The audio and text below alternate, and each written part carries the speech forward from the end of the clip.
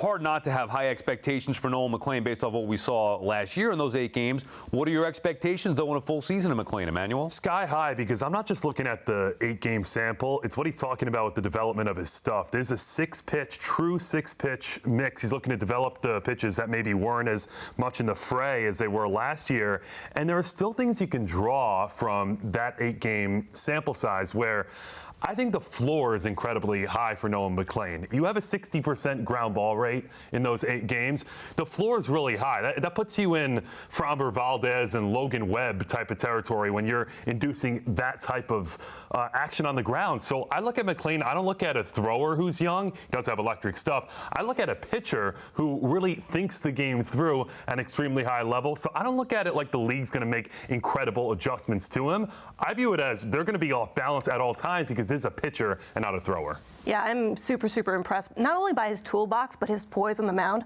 We saw so many times last year, he was in a position where, all right, the Mets absolutely had to win this game. There was no way out of it, and McLean just did not look like a rookie. If you take that sort of mentality, that sort of grit, and now you're talking about implementing a changeup and a cutter and optimizing these pitches. Those are 2 pitches he only threw 2% of the time last year, and still, the changeup had a good amount of movement. There were times that pitch looked really great.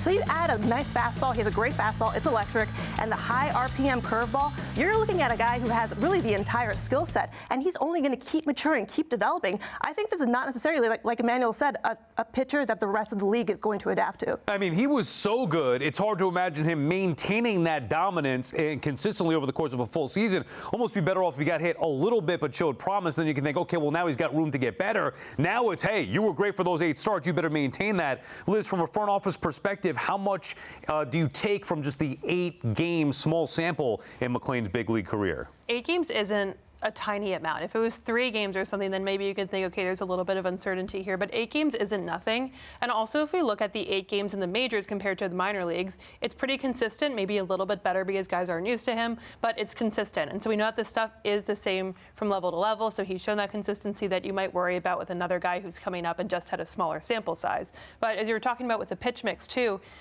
with so many pitches and such a big arsenal that also he doesn't rely on any of those pitches individually, he can change his mix from game to game, team to team, situation to situation, whether that's based on who he's facing in the box or based on what actually feels good that day. So with that kind of versatility, that can lend him to being a very adaptable pitcher as he gets into his first full season. Also, a lot of intangible stuff you mentioned before, pitching under that pressure in New York when they needed it against good lineups as well. You couldn't ask for much more from Nolan McLean a year ago. You know, McLean and Yankees rookie starter Cam Schlittler, they're tied together after their impressive debut seasons. Kind of reminds me of Jeter and Ordonez back in the day. Let's hope this one goes way differently than that one did. Anyway, which starter would you rather have for 2026? Nolan McLean or Cam Schlittler?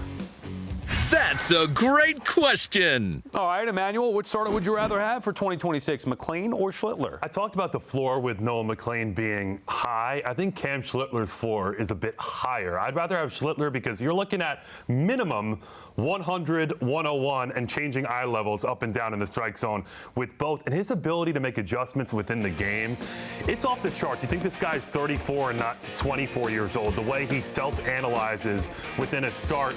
And I love the composure of Schlittler, where there was a start in middle of August, and he's basically 5 and fly at that stage. Yeah. And he goes 5 against the Twins, and question was posed, hey, you only threw 86 pitches. Like, you want to go out there for the 6th inning? And he said, I got to earn my way into the 6th inning. And what immediately followed? Next start, Tampa Bay, perfect game into the 7th inning. He was basically going 6 or 7 the remainder of the season. We saw him go 8 in that historic start against the Red Sox in the postseason. So this is a guy who's never satisfied. He's leaning on the likes of Garrett Cole. I love Nolan McLean's upside, but Cam Schlittler, I think the upside's a tad higher. See, so I'm looking at the opposite. I'm not looking at the floor. I'm looking at the ceiling, and I feel like Nolan McLean's ceiling is higher. So I have a little bit more confidence in Nolan McLean. The reason being that I feel like McLean's secondary pitches are better. When you're looking at Schlittler, you're looking at a fastball-heavy pitcher, and then that curveball is really his only off-speed offering. So the idea of maybe adapting and the league adapting to him might be a bigger issue. When I look at Nolan McLean, I'm looking at the maturity. That being said, I would take either of these guys. These two guys are studs, and I think New York baseball is in for some really great pitching.